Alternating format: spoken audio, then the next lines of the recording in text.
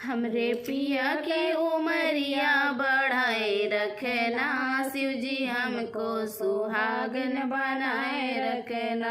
हमरे पिया के उमरिया बढ़ाए रखना, शिव जी हमके सुहागन बनाए रखना।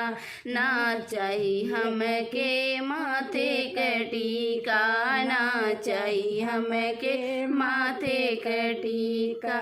हमरे मांगे के सिंदूर सजाए रखना, शिव जी हमके सुहागिन बनाए रखना। हमरे मांगे के सिंदूर सजाए रखना, शिव जी हमके सुहागन बनाए रखना। हमरे पिया की उमरिया बनाए रखना, शिव जी हमके सुहागन बनाए रखना। हमरे पिया की उमरिया बढ़ाए रखना, शिव जी हमके सुहागन बनाए रखना। ना चाहिए हमके काने के झुमका, ना चाहिए हमके काने के झुमका। हमरे माथे के बिंदिया सजाए रखना, शिव जी हमके सुहागन बनाए रखना। हमरे माथे के बिंदिया सजाए रखना, शिव जी हमके सुहागन बनाए रखना। हमरे पिया के उमरिया बढ़ाए रखना, शिव जी हमके सुहागन बनाए रखना। हमरे पिया के उमरिया बढ़ाए रखना, शिव जी हमके सुहागन बनाए रखना। ना चाहिए हमके गले के हरवा, ना चाहिए हमके गले के हरवा। हमरे हाथ के मेहंदी सजाए रखना, शिव जी हमके सुहागन बनाए रखना। हमरे हाथ के मेहंदी सजाए रखना, शिव जी हमके सुहागन बनाए रखना। शिव जी हमके सुहागन बनाए रखना। हमरे पिया के उमरिया बढ़ाए रखना, शिव जी हमके सुहागन बनाए रखना। हमरे पिया के उमरिया बढ़ाए रखना, शिव जी हमके सुहागन बनाए रखना।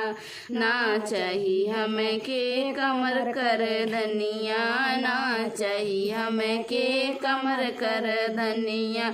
हमरे अंगों के चुनरी सजाए रखना, शिव जी हमके सुहागन बनाए रखना। हमरे अंगों के चुनरी सजाए रखना, शिव जी हमके सुहागन बनाए रखना।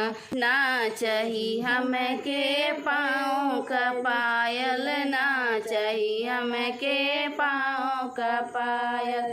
हमरे पाँव के बिछिया सजाए रखना, शिव जी हमके सुहागन बनाए रखना।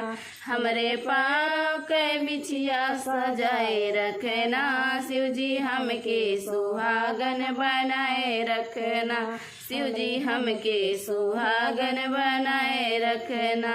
हमरे पिया के उमरिया बढ़ाए रखना, शिव जी हमके सुहागन बनाए रखना। हमरे पिया के उमरिया बढ़ाए रखना, शिव जी हमके सुहागन बनाए रखना। ना चाहिए हमके महल अटरिया, ना चाहिए हमके महल अटरिया। हमरे पिया जी के दिल में बसाए रखना, शिव जी हमके सुहागन बनाए रखना। हमरे पिया जी के दिल में बसाए रखना, शिव जी हमके सुहागन बनाए रखना। मेरे पिया के उमरिया बनाए रखना, शिव जी हमके सुहागन बनाए रखना। हमरे पिया के उमरिया बढ़ाए रखना, शिव जी हमके सुहागन बनाए रखना। हमरे पिया के उमरिया बढ़ाए रखना शिव जी हमके सुहागन बनाए रखना। ना चाहिए हमें के धन और दौलत, ना चाहिए हमें के धन और दौलत, हमरे गोदी के ललनवा सजाए रखना शिव जी हमके सुहागन बनाए रखना।